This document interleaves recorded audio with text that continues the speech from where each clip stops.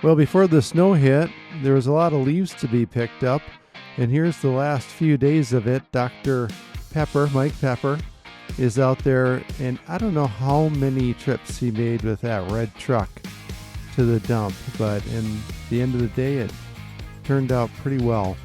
Lifesaver was in. We had to move the sprinkler heads up in the chancel area, so they set up equipment, and we had to end up draining the water, which took a little bit, but they were able to get that done. It was a cold day when it happened, so we had a little ice pond for just a little bit, no skating, but here's the end result. We're getting up to, not necessarily the end result, but they're putting that right over the new little area. So you can see there's the end result.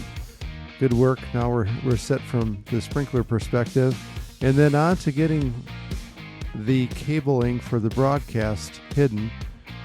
Mike Pepper cut out all the spots here, and they put in more insulation. But Meitners were there working. Trapper Dave was at it. We had everyone, pastor included, just hauling all that out.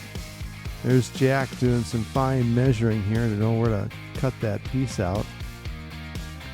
Andrew was there too. There's Mike helping with the recabling. We had to pull all the cable back and then pull it all forward. In those 2x6s, we put little 1.5 inch, I think, or 1.25 inch holes so we can neatly pull the cable through. Just a lot of work.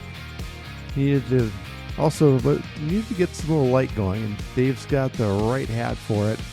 And we had to get up into the corners of the building. Here you can see how that cable's looking. A lot of good work there. Pastor and Dave are getting that right side done. And then we pulled the left side. We had over the heat duct area, had to use some PVC. Over this area, this will all be tucked in nicely. There's a little bit more work that needs to be done.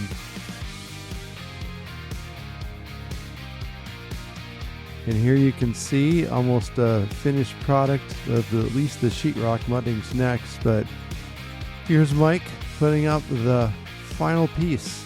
A lot of good work. Dan was there too, helping do some painting, taking care of the grids, and he also painted this black so we don't see it. Nicely done there. And then we're on to the cry room. We're starting to skim coat the brick so it will look more like sheetrock when it's all said and done. Dave's at it.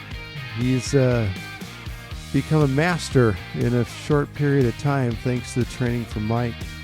But a lot of good work.